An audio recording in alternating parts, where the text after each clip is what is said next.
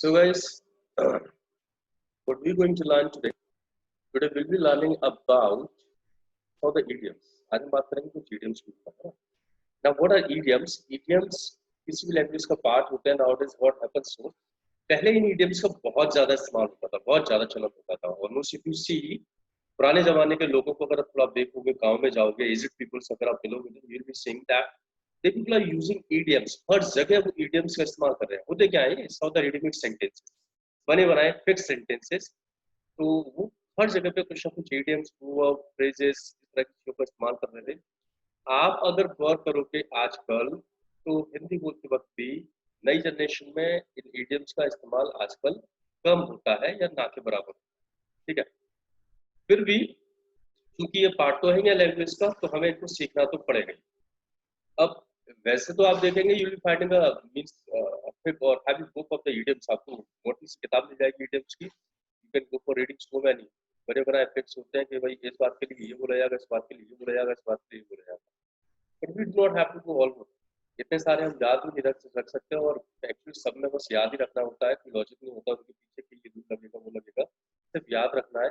तो मैं कुछ यहाँ पे आपको बता देता हूँ जिससे आपको थोड़ी सी हेल्प मिल जाएगी एंड कैन बी यूजफुल.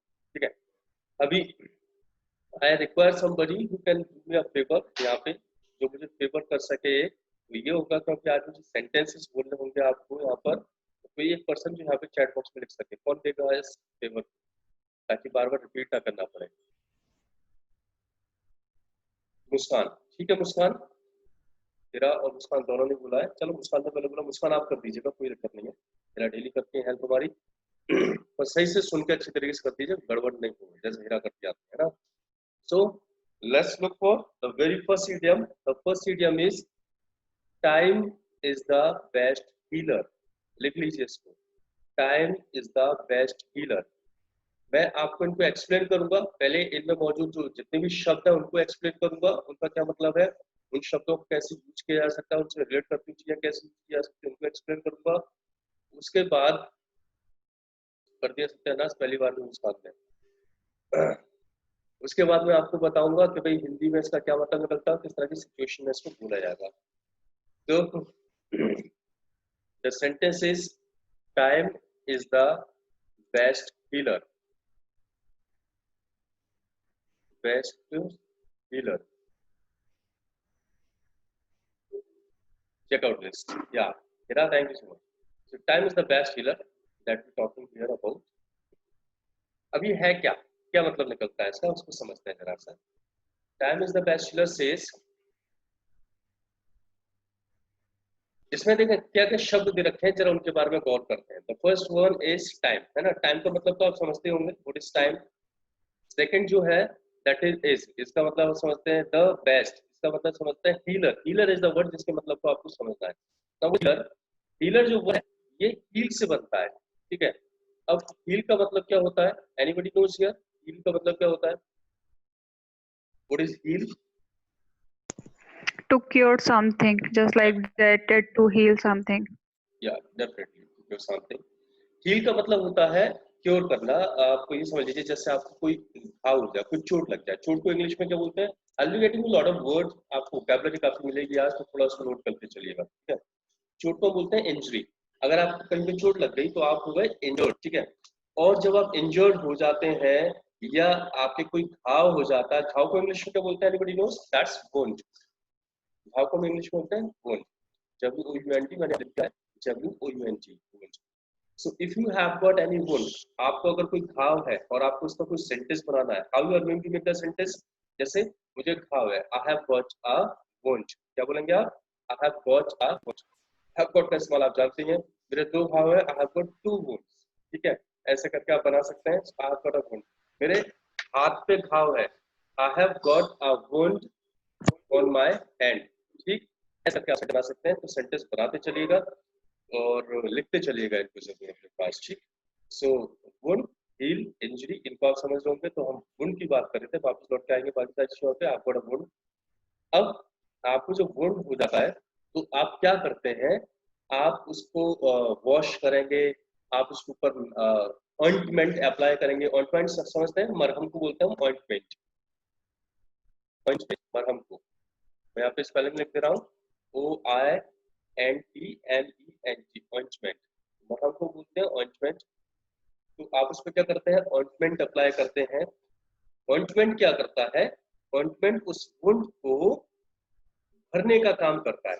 अब भरना आपने बहुत यूज किया होगा, फिल इन द ब्लैंक्स बचपन में, है ना, फिल रिफिल वगैरह ये सारा आपने खूब यूज किया होगा। तो फिल का मतलब होता है भरना, लेकिन जो घाव भरने का काम होता है उसके लिए हम फिल वर्ड इस्तेमाल नहीं करते।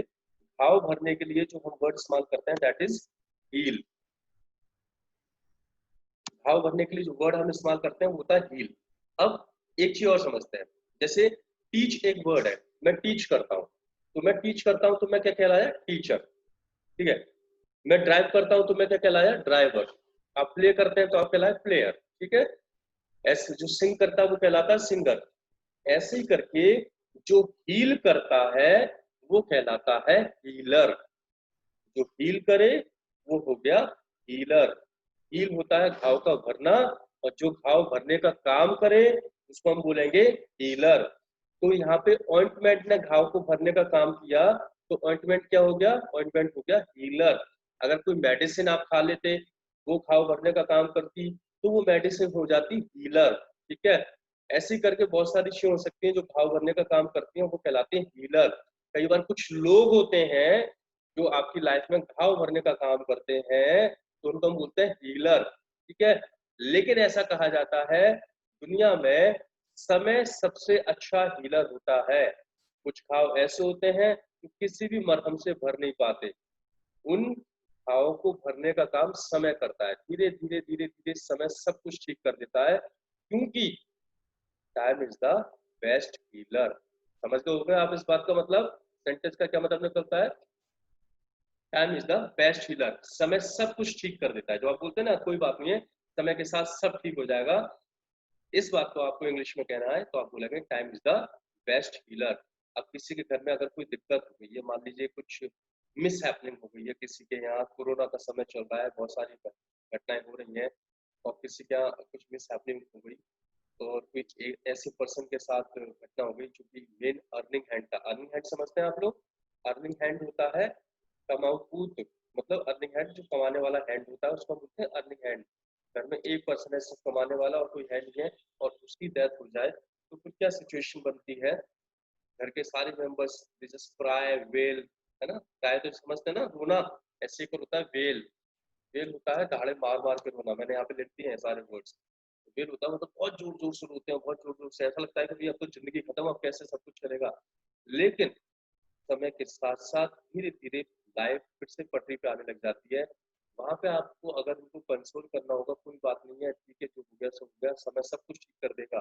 इस बात को अगर आपको इंग्लिश में बोलना होगा तो आप उसको बोलेंगे time is the best healer. सब ठीक हो जाएगा, time is the best healer. ठीक है, अभी बहुत सारे लोगों के बिजनेस बर्बाद हो गए, जिंदगी भर की अर्निंग खत्म हो गई, जो कुछ कर रहे थे उन्होंने बनाया था बड़ी मुश्किलों में, सब खत्म हो गया है। करीब 40% बिजनेसेस बिल्कुल फिनिश हो गए हैं, लोगों के काम धंधे खत्म हो गए। अब ऐसे टाइम में अगर उनके सगे संबंधी कोई भी उनसे बात करते हैं तो इनको एक ही बात कहते हैं, कोई बात नहीं है, समय सब ठीक कर देगा।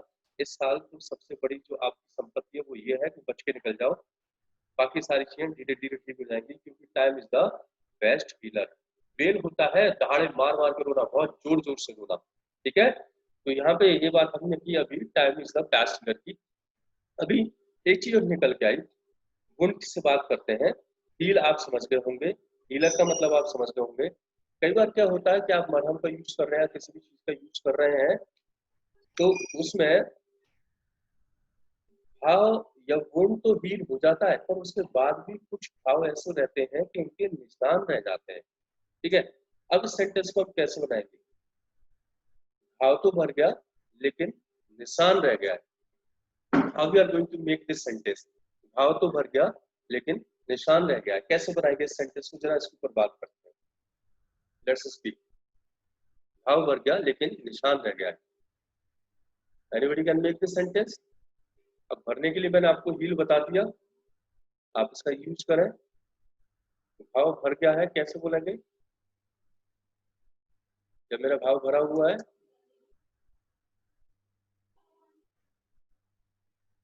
wound is healed, आप उसको कंडीशन बना के इस्तेमाल कर सकते हैं। द वुंड इज हील्ड, आप देखिए यहाँ पे चेक करिए, मैंने हील को इस्तेमाल किया है एक कंडीशन के तौर पे। You can say the wound is healed, ठीक है। आपको कंडीशन थर्ड फॉर्म वाला मैंने यूज सिखाया था, आप उसको यूज कर सकते हैं यहाँ पर। ठीक, एक्शन की थर्ड फॉर्म जो होती है कंडीशन उनके काम करते हैं। तो wound is healed but scars are remaining, very good, बहुत अच्छी बात करी। हिना ने यहाँ पे एक सेंटेंस लिखा है, इसमें एक चीज बताइए, स्कार, स्कार सही बात है, स्कार हम बोलते हैं, स्कार की स्पेलिंग है SCAR, स्कार हम बोलते हैं, किनको बोलते हैं, जो चोट के बाद निशान रह जाते हैं उन निशानों को हम बोलते हैं स्कार, ठीक है। You can see here scar, तो आप बोल सकते हैं sentence, wound is healed but scar, scars are remaining, scar is remaining, या स्कार इज लेफ्ट का भी इस्तेमाल कर सकते हैं आप। Now what is left, left में आपको बता दूं, लेफ्ट जो है ये लीव की थर्ड फॉर्म है। लीव होता है ना छोड़ना कुछ भी चीज, और उसकी जो सेकंड फॉर्म थर्ड फॉर्म होती है होती है लेफ्ट, ठीक है। तो आई हैव लेफ्ट, मैंने ऑलरेडी छोड़ दिया है। लेफ्ट एक कंडीशन बन के काम करेगा, कंडीशन बन गई इसका मतलब ये काम, ये कंडीशन बन गई इसकी, ये इसी वाली सिचुएशन में है। जैसे मैं बोलूँ भाई एक टॉपिक छूट गया है, तो वन टॉपिक इज लेफ्ट, ठीक है।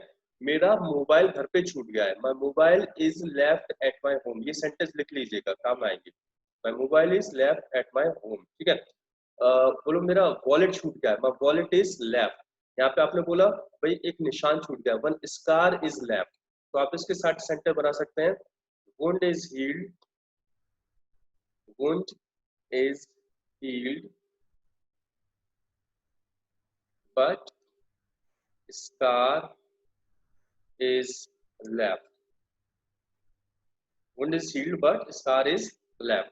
यहाँ पे wound क्या है, घाव, heal क्या है, healed क्या है, heal की थर्ड फॉर्म जो घाव को भरने का काम करती है। scar SCAR, scar क्या है, चोट का निशान, किसी चोट के निशान के लिए आप scar का इस्तेमाल करेंगे, और लेफ्ट मतलब वो चीज छूटी हुई है, दैट्स आल्सो कंडीशन, यहाँ पे हम कंडीशंस के तौर पे healed और लेफ्ट को यूज कर रहे हैं। Now, up to this point, as many things I have told you, अगर आपको माइंड में कोई क्वेश्चन आ रहा हो तो you can go for making it clear, please पूछ लीजिएगा, ठीक है। हम कुछ और चीजें भी यहाँ पे समझ सकते हैं, जैसे मैंने आपको स्कार के बारे में बताया, स्कार क्या होता है, निशान, चोट का जले कट्टे का जो निशान होता है दैट इज स्कार, ठीक है। अब इस निशान बहुत सारे हो सकते हैं, आपकी बॉडी पे बहुत सारे निशान होते हैं, इन निशानों को हम बोलते हैं आइडेंटिफिकेशन मार्क्स, और ये आइडेंटिफिकेशन मार्क्स बहुत तरह तरह के हो सकते हैं, स्कार भी उसमें काम करते हैं आइडेंटिफिकेशन मार्क्स में, ठीक। स्कार के अलावा कौन कौन से हो सकते हैं आइडेंटिफिकेशन मार्क्स, जैसे आपका कभी कोई इंश्योरेंस वगैरह हुआ, और इंश्योरेंस में हम अपने आइडेंटिफिकेशन मार्क्स लिखते हैं, या फिर गवर्नमेंट जॉब्स वगैरह के लिए फॉर्म फिल किए जाते हैं, तो उसमें भी हम अपने आइडेंटिफिकेशन मार्क्स का इस्तेमाल करते हैं, ठीक। तो आइडेंटिफिकेशन मार्क्स बहुत सारे हो सकते हैं, चोट का निशान है तो उसको हम बोलते हैं स्कार, वो आइडेंटिफिकेशन मार्क्स का काम कर सकता है। तिल होते हैं, बहुत सारे लोगों को तिल होते हैं तो उनको हम बोलते हैं मूल, वो भी आइडेंटिफिकेशन मार्क का काम करता है ना। वाट भी होते हैं, वाट भी आइडेंटिफिकेशन,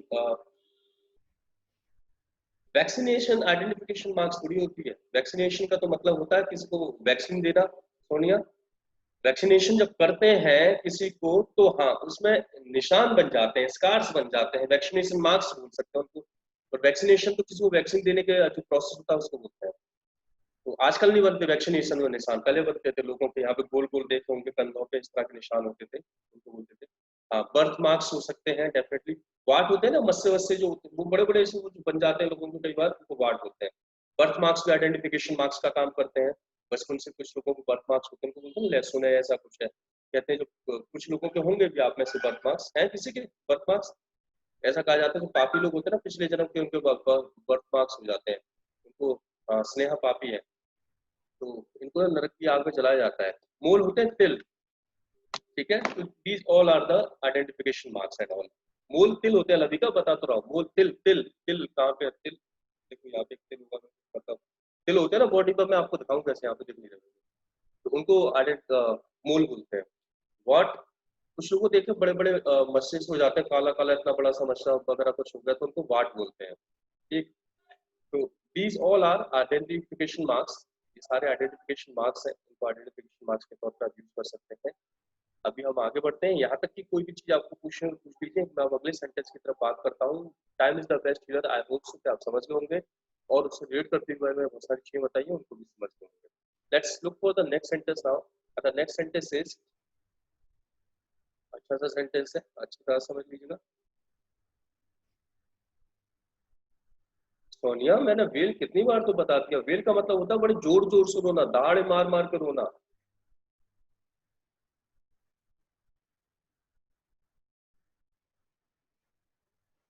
चलो नेक्स्ट सेंटेंस देखते हैं, मैंने यहाँ पे लिखा है, check out this sentence is a blessing in disguise.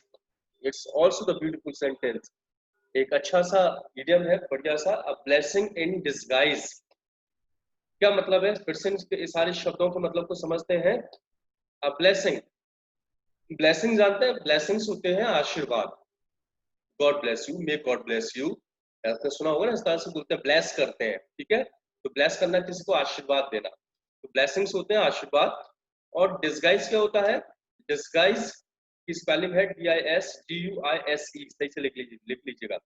अब ब्लेसिंग इन डिसगाइज, तो डिसगाइज जो होता है वो होता है समथिंग हिडन, जो हिडन हो, छुपा हो। आपने हाइड वर्ड पढ़ा होगा, हाइड का मतलब होता है छुपाना, ठीक है। डिसगाइज का भी मतलब होता है छुपाना या छुपा हुआ, लेकिन इनमें फिर भी थोड़ा सा अंतर होता है। क्या अंतर होता है उसको समझते हैं। अगर मैं इस पेन को किसी बैग में किसी जगह पे ले जाके रख दूं, किसी लेयर के पीछे इसको रख दूं, आपकी नजरों के सामने से छुप जाएगा ये, इसको बोलते हैं हाइड करना। लेकिन ये पेन आपके सामने ही हो, कुछ ऐसा कर दिया जाए कि सामने होते हुए भी ये दिखाई ना पड़े, तो उसको हम बोलते हैं डिस्गाइज कर देना, ठीक है। एक आदमी है, उस आदमी को हम चाह रहे हैं कि भाई लोगों की नजर में ना आए, और उसको सामने नहीं निकलने दिया किसी के, तो उसको हमने क्या कर दिया, हाइड कर दिया। लेकिन उस आदमी को हमने सामने तो निकलने दिया, पर उसके चेहरे पे कोई नकाब लगा दिया, मास्क लगा दिया। इससे क्या हुआ कि आप उसको रियल में पहचान नहीं रहे हैं। तो ये जो उसने अपनी आइडेंटिटी को छुपा लिया, इसको बोलते हैं डिस्गाइज कर देना। वो सामने है फिर भी नहीं देख पा रहे, दैट इज व्हाट डिस्गाइज। तो बहुत सारे एनिमल्स होते हैं, बहुत सारे फिशेस, रेप्टाइल्स, इंसेक्ट्स ऐसे होते हैं, बहुत सारे होते हैं। इंसेक्ट्स, इंसेक्ट समझते हैं, कीट पतंगे जो होते हैं, कीड़े मकोड़े, वो क्या करते हैं, अपने आप को नेचर के अकॉर्डिंग डिस्गाइज कर लेते हैं। तो वो छुपाते नहीं है अपने आप को, हाइड नहीं करते अपने आप को किसी चीज के पीछे आके दुबक गए, वो नहीं होता है। वो अपना, जैसे वो होता है ना कैमेलियन, गिरगिट, तो गिरगिट क्या करता है, अपने आप को बचा के रखने के लिए उसके आसपास का जैसा रंग होगा अपने आप को वैसे कलर में कन्वर्ट कर देता है। तो वो मिक्स हो जाता है, वो डिस्गाइज हो जाता है, वो अपने आप को हाइड ही नहीं करता है कि किस चीज के पीछे आके दुबक गया, वो अपने आप को डिस्गाइज कर लेता है, उसी में मिक्स हो जाता है ताकि दिखाई ना पड़े लोगों को या किसी की निगाह में ना आए। ऐसे करके बहुत सारे कीट पतंगे ऐसे कुछ काम करते हैं, सांप भी होते हैं, कुछ मछलियां भी ऐसी होती हैं जो अपने आप को डिस्गाइज कर लेती हैं, ठीक है। तो डिस्गाइज करने का जो प्रोसेस है, that is not hiding exactly, अपने आप को दुबका नहीं रहे किसी चीज के पीछे, अपने आप को ऐसा कर दे रहे हैं कि सामने होते हुए दिखना पड़े, दैट इज डिस्गाइज। तो डिस्गाइज समझ में आ गया आपके, मैंने कई सारे एग्जांपल दे दिए, इतने एग्जांपल में समझ में आ जाना चाहिए ना। अब ब्लेसिंग इन डिस्गाइज का क्या मतलब हो सकता है, ब्लेसिंग होता है आशीर्वाद, और डिस्गाइज जो कि छुपा हुआ हो। तो ऐसा आशीर्वाद जो छुपा हुआ हो, ऐसा कैसा आशीर्वाद होगा, मतलब आप गए पापा के पास और घर में सारे और भी लोग मौजूद थे, तो पापा ने चुपचाप से आपके कान में बोल दिया, बेटा चुप चुप, तो पता ना चल जाए, मतलब वो ले जाएगा, मतलब ऐसा आशीर्वाद, ये कैसा हुआ जो छुपा के दे दिया। सो व्हाट हैपेंस एट, आपकी लाइफ में कई बार ऐसी घटनाएं होती हैं, कई बार ऐसी सिचुएशंस होती हैं कि जब वो होती हैं तो बहुत बुरा लगता है, लेकिन भविष्य में उनके नतीजे बड़े अच्छे निकल कर आते हैं, और तब हम कहते हैं यार अच्छा हुआ ऐसा हो गया। आज मालूम पड़ रहा है कि उसकी वजह से कितना बढ़िया सीन समझ में आ रहा है, निकल के आ रहा है, ठीक। कोरोना ने बहुत सारे लोगों की जिंदगी बर्बाद कर दी as per financial situation, economy के मायने में। और हो सकता है कि इस फाइनेंशियल क्रंच में, इकोनॉमी में, लोगों ने कुछ नए प्लान्स बनाए, कुछ नए आइडिया सोचें, और इन आइडियाज के ऊपर जब काम करना स्टार्ट करें तो उनका व्यापार, बिजनेस है जो भी हो, उनकी इकोनॉमिक वे था, वो इतना बूम कर जाए कि पहले से भी बहुत ज्यादा कमाना शुरू कर दें। तो जब ऐसी सिचुएशन बन जाएगी तो वो क्या बोलेंगे, यार पहले तो मैं 50,000 रुपये महीने कमा पाता था, अब उस काम को मैंने सोचा ही नहीं था कभी छोड़ूंगा, लेकिन कोरोना की वजह से वो काम छूट गया, दूसरा काम स्टार्ट किया, तो आज मैं 5 लाख रुपए महीने कमा रहा हूँ, मैं तो कह रहा हूँ बहुत अच्छा हुआ कोरोना आ गया। तो कोरोना उनके लिए क्या साबित हुआ, अ ब्लेसिंग, क्योंकि डिस्गाइज थी उस समय जब वो हुई थी, जब वो एक्टिविटी हुई थी, जब वो घटना हुई थी, तो उस समय वो छुपी हुई थी। That was a blessing in disguise. ठीक है, ऐसे ही आप समझ लीजिए लाइफ में बहुत बार इस तरह की सिचुएशंस आती हैं जहाँ पे आपके साथ गलत घटना हो जाती है, पर उसका फ्यूचर में नतीजा बड़ा अच्छा निकल के आता है। तो आप कहते हैं भाई that was the blessing in disguise, जो हुआ था बहुत अच्छे के लिए ही हुआ था। That was the blessing in disguise. मैंने एक स्टोरी सुनी हुई है, शायद आपने भी सुनी होगी, एक राजा की और उसके मंत्री को, मतलब राजा की उंगली कट जाती है और मंत्री उससे बोलता है भाई महाराज बड़ा अच्छा हुआ, जो भी होता है अच्छे के लिए होता है, इसमें कोई भी दुखी होने की बात नहीं है। और राजा को गुस्सा आ गया, मेरी उंगली कट गई और तू बोलता है अच्छे के लिए हुआ। तो राजा ने क्या किया, उस मंत्री को जेल में डाल दिया। एक दिन राजा शिकार करने के लिए गया, वहां पे उसको आदिवासियों ने, जंगलियों ने पकड़ लिया और वो उसको बलि देने के लिए लेकर गए अपनी देवी के सामने। और जब उसकी बलि चढ़ाने के लिए जा रहे थे तो देखो उसकी उंगली कटी हुई थी, और जो कटी हुई थी मतलब खंडित था वो, तो खंडित चीजों की बलि नहीं चढ़ाई जाती, तो इस चक्कर में उसको छोड़ दिया गया। अब राजा सोचा यार बड़ा अच्छा हुआ, अगर उंगली कटी ना होती तो आज तो मैं पूरे बलि चढ़ जाता। तो वो उंगली का कटना उस समय तो बड़ा बुरा लगा उसको, लेकिन आज समझ में आ रहा था कि उंगली का कटना was the blessing in disguise. तो ऐसा आशीर्वाद मेरे लिए साबित हुआ जो उस समय छुपा हुआ था। राजा ने जाके अपने मंत्री से बोला भाई एक बात बताइए, आपने जो बात बोली थी सही बोली, मुझे बड़ी अफसोस है कि मैंने आपको जेल में डाल दिया, लेकिन एक बात बताइए मेरे लिए उंगली कटी, इसका मुझे तो फायदा मिला, लेकिन आपको क्या फायदा मिला, आपको बेमतलब में जेल में जाना पड़ा। तो वो मंत्री बोला महाराज मुझे भी बड़ा फायदा मिला, क्योंकि मुझे लगता है कि अगर मैं जेल में ना होता तो आप मुझे अपने साथ शिकार के लिए जरूर लेकर जाते, और जब शिकार के लिए लेकर जाते आपकी तो उंगली कटी छोड़कर वो आपको छोड़ देते, बलि नहीं देते, पर मैं तो साबुत मेरी बलि जरूर चढ़ा देते। अच्छा रहा मुझे जेल में डाल दिया गया। ठीक है, तो उसके लिए जेल में जाना भी that was the blessing in disguise. तो देखें घटनाएं तो बुरी हुई पर उनके नतीजे बड़े अच्छे निकल के आए आपकी लाइफ में।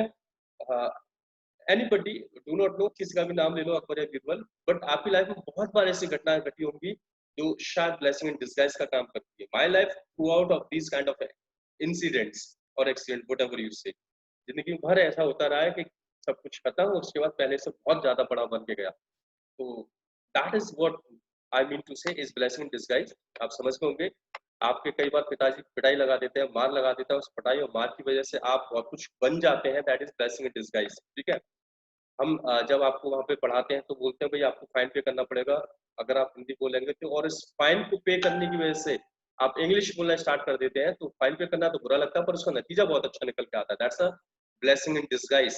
ठीक है, मैं आपको यहाँ पे बार बार होमवर्क करने की कहता हूँ, वीडियोस को बार बार वॉच करने की कहता हूँ, अच्छा नहीं लगता होगा बार बार मैं आपको बोल रहा हूँ, फोर्स करता हूँ आपको इस चीज के लिए, लेकिन अगर आप ये काम करते रहेंगे तो उसका नतीजा बड़ा अच्छा निकल के आएगा, तब मालूम पड़ेगा यार that was the blessing in disguise.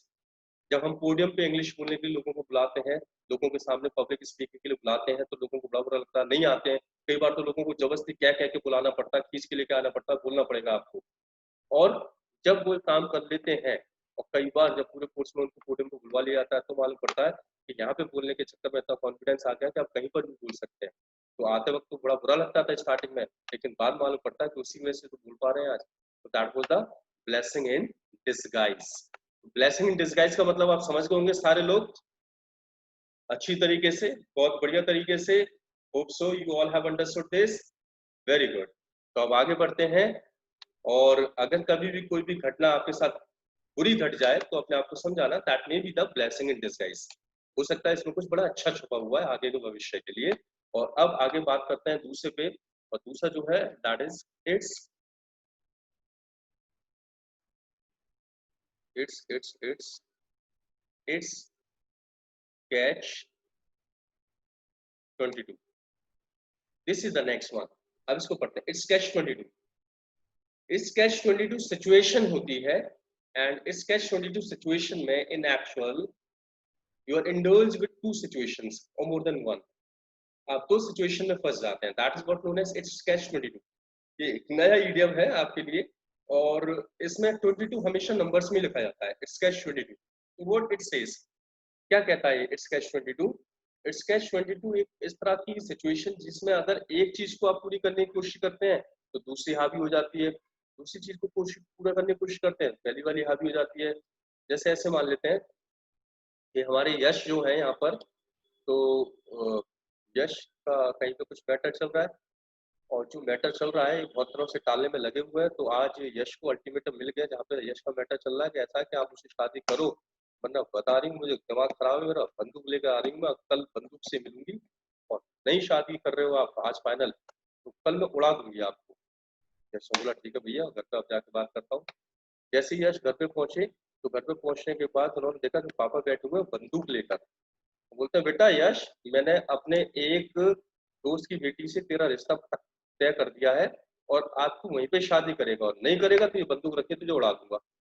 अब यश क्या करे, दोस्त की बेटी से शादी करी तो वो पहली वाली उड़ा देगी, और उससे शादी करी पिताजी उड़ा देंगे। एक चीज को पूरा करते हैं दूसरी जगह फंसते हैं, दूसरी चीज को पूरा करते हैं पहली जगह फंसते हैं। This is what it's catch 22 situation. इसको बोलते हैं कैच 22 सिचुएशन। क्या बोलते हैं? Catch 22 situation. Now that's catch 22 situation for me. कैसे तो फंस गया बेचारा। तो दैट्स व्हाट कैच 22 बहुत बार होता है। जैसे पहले एक सीन बना था, जब टेक्निकल एजुकेशन की शुरुआत हुई थी, तो लोग चाहते थे, उन्होंने एमबीए कर लिया और बीटेक कर लिया, and they going for job.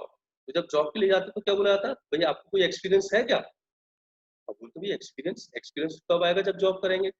उन्होंने कहा नहीं एक्सपीरियंस नहीं है, तो बोला सी बिना एक्सपीरियंस के तो जॉब नहीं मिल पाएगी। अब बड़ी अजीब सिचुएशन, जब एक्सपीरियंस होगा तब उनको जॉब मिलेगी, और जब तक जॉब नहीं मिलेगी एक्सपीरियंस कहाँ से आएगा?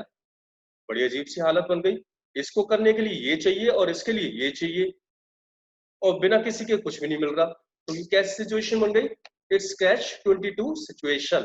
कैसे बन गई? Catch 22 situation, right. अभी मान लीजिए सभी लोगों ने ऐसा कुछ प्लान कर लिया, मुस्कान, हिरा, रानू, सलोनी, स्नेहा, इन्होंने सबने प्लान किया एक काम करते हैं कि सब लोग आज मेरे घर पे आओ। हिरा बोली कि आप सब मेरे घर पे आओ, और मम्मी ने गर्मा गर्म समोसे बनाए हैं, पाइपिंग हॉट समोसास, ठीक है, तो आज गर्मा गर्म समोसे खाएंगे। तो 5 लोग ही चल दिए। अभी घर पे जब पहुंचे, बारिश का मौसम हो रहा है, पाइपिंग हॉट समोसा जाए, प्लेट में 6 samosas, how many 6, and there were 5 people, Muskan, Ranu, Hira और Sneha, Saloni, there were 5 people, और समोसे 6। अच्छा अब इसमें ना ये कौन है, Ranu is very much intelligent, मतलब ये बहुत खतरनाक है। तो रानू ने प्लान बनाया यार, 5 लोग 6 समोसे, मतलब किसी एक के हिस्से में एक समोसा ज्यादा आएगा। किसके हिस्से में आ सकता है वो समोसा ज्यादा? जो जल्दी पहले खा लेगा, जल्दी खत्म कर देगा। तो बाकी सब तो बात करने में लगे हुए थे, रानू ने जल्दी से पहला वाला समोसा उठाया, खटाक से आधा बाइट, एक ही बार में आधा समोसा अंदर। और समोसा बाहर से कैसा भी हो, अंदर उसका आलू बहुत गर्म होता है, इतना बड़ा आलू का पीस ऊपर जाकर चिपक गया तलवे पे। अब वहां पे सबके सामने उसको बाहर तो निकाल नहीं सकते, पहली तो सिचुएशन ये, और दूसरी अंदर भी नहीं ले जा सकते, तो और अंदर को झुकसा तो वो लेके जाएगा। तो मुंह मुंह में कूलर की तरह उसको फूक मार मार के बुझाने की कोशिश में लगे हुए हैं। अब ना उसको उगला जाए ना उसको निगला जाए वाली सिचुएशन बन गई। तो ये क्या हो गया इनके लिए? It's catch 22 situation. समझ है ना कैच 22 सिचुएशंस को? तो ऐसे हालात में फंस जाए जहां पे दो परिस्थितियों के बीच में आप आ जाते हैं। अब एक को करो तो दूसरी प्रॉब्लम दे रही है, दूसरी को करो तो पहली प्रॉब्लम दे रही है। तो इस तरह की सिचुएशंस को हम बोलते हैं इट्स कैच 22 सिचुएशन। ठीक है, समझ गए सब बढ़िया तरीके से 22 सिचुएशन को? Any of the question 22 situation के साथ आगे बढ़ो। या रानू तो बहुत अच्छी तरह से समझ बोले yes I have understood, very good. ठीक है निकिता, समझ में नहीं आया? सच्ची एकदम डीपली निकिता, आपको समझ में आ गया 22 situation?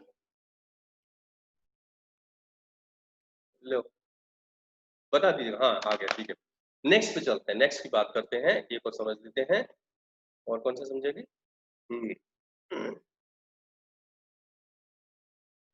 One of the sentences is there. There could be so many. चलिए एक लिखते हैं।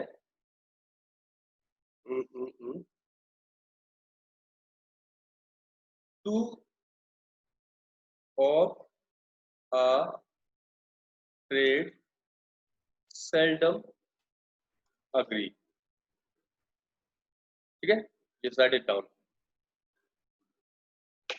मुस्कान बोले हिरा के हिस्से में आएगा वो samosa. Two of a trade seldom agree. Check out the sentence, the right of this. Two of a trade seldom agree. अब टू का मतलब क्या होता है वो तो आप जानते ही हैं, ट्रेड क्या होते हैं? ट्रेड होते हैं मतलब एक्टिविटीज, काम, व्यापार कह सकते हैं। लोग ट्रेडिंग करते हैं ना आजकल, व्यापार वगैरह करते हैं, तो ट्रेड, ट्रेड का मतलब है किसी भी एक तरह का वर्किंग, ट्रेड। सेल्डम, सेल्डम क्या होता है? मैंने आपको हाउ ऑफन पढ़ाया था, उसमें बहुत सारी फ्रीक्वेंसी बताई थी, समटाइम्स या रेयरली या रेयर या वंस इन अ व्हाइल, उन्हीं में से एक है सेल्डम। सेल्डम का मतलब होता है कम या बहुत कम, ठीक है। तो to of a trade seldom agree, agree का मतलब होता है सहमत होना। To of a trade seldom agree मतलब एक ही ट्रेड के या एक ही व्यापार या एक ही एक्टिविटी के जो लोग होते हैं ना, वो आपस में बहुत ही कम सहमत हो पाते हैं, उनकी सहमति बन नहीं पाती आपस में। To of a trade seldom agree. अब इसको क्या कहा जाता है? इसको तरह तरह से बोला जाता है। जैसे एक जंगल है और जंगल में शेर शिकार करते हैं, सबको मारते हैं, खा जाते हैं। अब एक ही जंगल में दो शेर जिनका काम एक सही है, वो एक दूसरे के साथ रह नहीं पाते हैं। आपको ये बिल्कुल रियल बात है कि एक जंगल में एक पर्टिकुलर एरिया में एक ही शेर रहता है, दूसरा शेर नहीं रहता, उनमें लड़ाई होती रहती है। तो लोग कहते हैं ना एक जंगल में दो शेर नहीं रह सकते।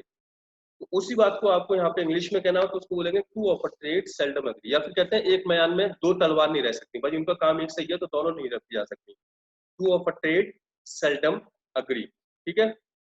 तो इस तरह की सिचुएशन के लिए जब भी आपको कुछ कहना हो या एक जैसी दो चीजें एक साथ नहीं रह सकती, तो उसके लिए आप बोलेंगे two of a trade seldom agree. एक मैदान में दो तलवार नहीं रह सकती या फिर एक जंगल में दो शेर नहीं रह सकते, इस तरह ये एग्जाम्पल के तौर पे है, लेकिन आप इसको किसी भी चीज में ले सकते हैं। व्यापार में तो बहुत ज्यादा चलता है। अब जो व्यापार में लोग हैं, एक जैसे व्यापार में जो होते हैं तो सामने कैसे भी करके मिले, लेकिन अंदर उनके कुछ ना कुछ आग लगी रहती है एक दूसरे को लेकर। So for them we can say boss, कैसे भी मिल रहा हूँ, कैसे भी दिखा रहे हो सामने, but we know two of a trade seldom agree. ये एक दूसरे से तो जलते बुलते होंगे 100%। निकिता रिपीट क्या करना है जरा बता दीजिए, तब तक मैं दूसरा सेंटेंस आपको बता देता हूँ।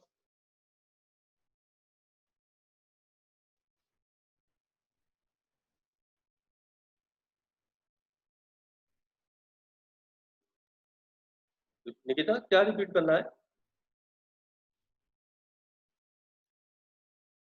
अच्छा अब क्लियर है।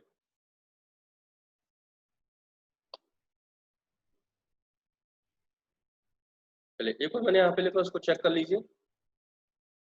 Drop in at my place. Now what does it mean drop in at my place? इसका क्या मतलब हो सकता है? Drop in at my place, 2-2.5 minute रह गए, जल्दी से एक और समझ लेते हैं फिर आगे बात करेंगे। क्या मतलब हो सकता है drop in at my place का? Let's check out. Drop in at my place का मतलब होता है आप पूरे ड्रॉप इन की जगह यहाँ पे लिख सकते हैं कम, और फिर देखिए क्या मतलब निकलेगा, इसका मतलब निकलेगा कम एट माई प्लेस। ये एक इनफॉर्मल इनविटेशन होता है लोगों को देने के लिए, जिसमें आप लोगों को इनवाइट करते हैं without any occasion, without any reason, कुछ भी सीन ना हो फिर भी। कई बार ऐसे बोलते हैं दूससे बात हुई यार, बहुत लंबा समय हुआ है यार, किस दिन आप एक एक कप चाय पियेंगे, किस दिन निकल के इधर भी घर की तरफ निकलेंगे, ऑफिस की तरफ निकलेंगे, साथ में बैठते हैं थोड़ी गपशप करेंगे। तो इस तरह के, इसमें कोई रीजन नहीं है, कोई अकेजन नहीं है, कोई भी बड़ा कोई सीन नहीं है जिसकी वजह से लोगों को मिलना हो, कोई फेस्टिवल हो, ऐसा कुछ, फिर भी लोग अपने आप एक दूसरे को इन्वाइट करते रहते हैं। So that we can say drop in at my place। यार बहुत दिन हुए, कभी drop in at my place करो, ठीक है। तो this is what drop in at my place। Hope so you have understood this। मैं भी इसको रिकॉर्डिंग को यहीं पे रोक दे रहा हूँ।